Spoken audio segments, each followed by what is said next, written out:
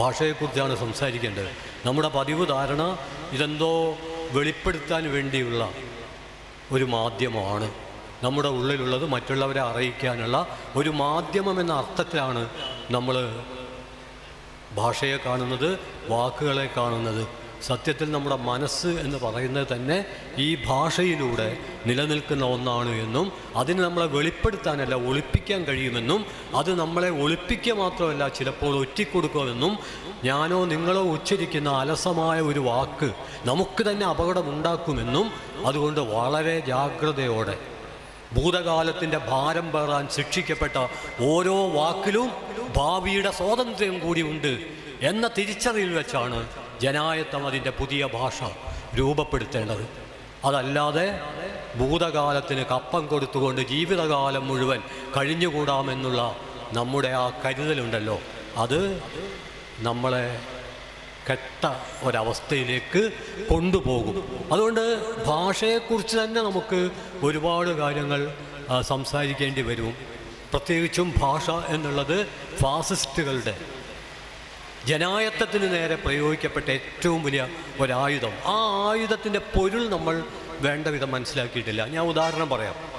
ഇപ്പം നമ്മൾ വിചാരിക്കുന്നത് ഹിന്ദി ദേശീയ ഭാഷയാക്കുന്നതിനെക്കുറിച്ചാണ്. അതൊന്നും മലയാളികൾക്ക് ഒരു പ്രശ്നവുമില്ല. കാരണം ഇങ്ങനൊരു പ്രസ്താവന കേട്ട പിറ്റേന്ന് ഞങ്ങളുടെയൊക്കെ പ്രദേശത്ത് 15 ദിവസം കൊണ്ട് ഹിന്ദിയിൽ സംസാരിക്കാം എന്ന് പറയുന്ന ബോർഡുകൾ പ്രത്യക്ഷപ്പെടുകയും അവിടെ ഫീസ് അടച്ചിട്ട് 15 ദിവസം കൊണ്ട് ഹിന്ദി വന്നാൽ ഹിന്ദി അതിന് തയ്യാറായി നിൽക്കുകയാണ്. വന്നിട്ടൊന്നുമില്ല. ഹിന്ദി ദേശീയ ഭാഷയാകാൻ പോകുന്നു എന്ന് കേൾക്കുമ്പോഴേക്കും സ്പോക്കൺ ഹിന്ദി പഠിക്കാൻ ക്യൂ നിൽക്കുന്ന ഒരു ജനതയായി നമ്മൾ പരുവപ്പെട്ടിട്ടുണ്ട് എന്നുള്ളതാണ്. പക്ഷേ ഇതിലെ പ്രശ്നം അതല്ല. വിചാരധാര കൃത്യമായിട്ടും പറയുന്നുണ്ട് ഹിന്ദി അല്ല ദേശീയ ഭാഷ. യഥാർത്ഥത്തിൽ ദേശീയ ഭാഷയാകേണ്ടത് സംസ്കൃതമാണ് എന്നും സംസ്കൃതം ആ പദവി ഏറ്റെടുക്കുന്നത് വരെ തൽക്കാലം ഹിന്ദി തുടരണമെന്നുമാണ്. അപ്പോൾ നമുക്കൊക്കെ തോന്നാവുന്ന ഒരു അമ്പരപ്പുണ്ട്. ഹിന്ദി തന്നെ നമുക്കറിയില്ല, പക്ഷേ ഒരു 15 ദിവസം കൊണ്ട് ഒപ്പിച്ചെടുക്കാൻ പറ്റും. എന്നാൽ സംസ്കൃതം 15 ദിവസം കൊണ്ട് ഒപ്പിച്ചെടുക്കാൻ പറ്റുമോ? 10 ദിവസം കൊണ്ട് ഒപ്പിച്ചെടുക്കാൻ പറ്റും. അവിടെയാണ് ഭാഷയുടെ മണ്ഡലത്തിലെ വലിയൊരു അട്ടിമറി. കാരണം കേരളത്തിൽ ഇപ്പം തന്നെ ആളുകളെ സംസാരിക്കാൻ സംസ്കൃതം പരിശീലിപ്പിക്കാൻ അഖിലേന്ത്യാ തലത്തിൽ തന്നെ നിയുക്തരായ ഒട്ടേറെ പേർ നമ്മുടെ ഗ്രാമത്തിലും മറ്റും പ്രവർത്തിച്ചു കൊണ്ടിരിക്കുന്നുണ്ട്. നമ്മൾ പലതും അറിയുന്നില്ല എന്നേ ഉള്ളൂ. ഇപ്പം എൻ്റെ അടുത്തൊരു സുഹൃത്ത് പുരോഗമന കലാസാഹിത്യ സംഘത്തിൻ്റെ പ്രവർത്തകൻ ദിനേശൻ എന്നെ വിളിച്ചിട്ട് പറഞ്ഞ ഒരു കാര്യം, ഈ ചേളന്നൂർ കാക്കൂർ ഭാഗങ്ങളിൽ 10 ക്ഷേത്രങ്ങളെ ചേർത്തിട്ട് ദശാവതാരത്തിൻ്റേതായുള്ള ഒരു പ്രധാനപ്പെട്ട ഒരു പരികൽപ്പന രൂപപ്പെടുത്തി എടുത്തിട്ടുണ്ട്. അത് വലിയ ഒരു പ്രതീക്ഷയായിട്ട് വന്നിട്ടുണ്ട്. മാത്രമല്ല അവിടെ ഒരു പുതിയ വളണ്ടിയർ സേന രൂപപ്പെടുത്തിയിട്ടുണ്ട്. അതിനെ കോവിൽ ബ്രദേഴ്സ് എന്നാണ് അതിൻ്റെ പേര്. എത്ര മനോഹരമാണ് പേര്, കോവിൽ ബ്രദേഴ്സ്. അതിലെല്ലാ പാർട്ടിക്കാരും ഉണ്ട്. അവർക്ക് പ്രത്യേകമായിട്ടുള്ള ടീഷർട്ടൊക്കെ ഉണ്ട്. അപ്പോഴൊക്കെ നമുക്കൊരു കൗതുകമാണ്. കാരണം ക്ഷേത്രമൊക്കെ ആയിട്ട് ബന്ധപ്പെട്ടിട്ട് കോവിൽ ബ്രദേഴ്സ് പ്രായമുള്ള ആൾക്കാരെയൊക്കെ പൂജിക്കാനും പ്രാർത്ഥിക്കാനൊക്കെ സഹായിക്കുക നല്ല കാര്യമല്ലേ. പിന്നെ എല്ലാ പാർട്ടിയിൽപ്പെട്ടവരും ഉണ്ട്. ഞാൻ ബ്രാക്കറ്റിൽ ഒരു കാര്യം പറയാം.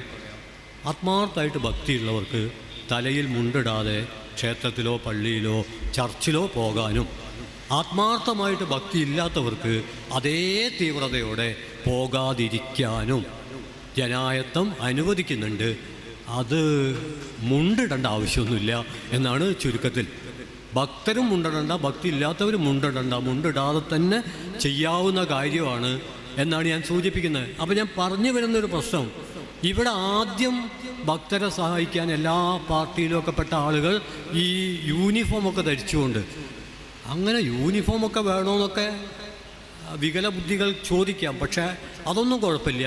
പക്ഷെ പിന്നെ കാണുന്നത് കല്യാണ വീട്ടിലും മരണ വീട്ടിലും ഒക്കെ കോവിൽ ബ്രദേഴ്സ് കടന്നു വരുന്നതായിട്ടാണ് കാണുന്നത്. സമൂഹ സദ്യ അന്നദാനമായും പിന്നെ അത് പ്രസാദ ഊട്ടായും ഒക്കെ പരിണമിക്കുമ്പോൾ അതിലൊക്കെ വരുന്ന വലിയ മാറ്റത്തെ സൂചിപ്പിക്കുന്നത് പോലെ തന്നെ കോവിൽ ബ്രദേഴ്സ് എന്നുള്ളത് അവിടെ ഒരു വെല്ലുവിളിയായി. അപ്പം ജനായത്ത കാഴ്ചപ്പാട് പുലർത്തുന്നവർ ഇടപെട്ടു. ആ ഇടപെടൽ കൃത്യമായിരുന്നു. അവർ പറഞ്ഞു ക്ഷേത്രത്തിലേക്ക് വേണ്ടിയുള്ള യൂണിഫോമൊക്കെ കൊടുത്ത് രൂപപ്പെടുത്തിയ കോവിൽ ബ്രദേഴ്സ് അവിടെ നിൽക്കണം. അത് കഴിഞ്ഞിട്ട് അത് മറ്റെല്ലാ മണ്ഡലത്തിലേക്കും ഇതേ കോവിൽ ബ്രദേഴ്സിന് വരാം, പക്ഷേ യൂണിഫോം ഊരി വെച്ചിട്ടാവും നല്ലത്. അത് ജനായത്തെ ഇടപെട്ടത് കൊണ്ട് അവിടെ ആ വിധത്തിലുള്ള മാറ്റം ഉണ്ടായി.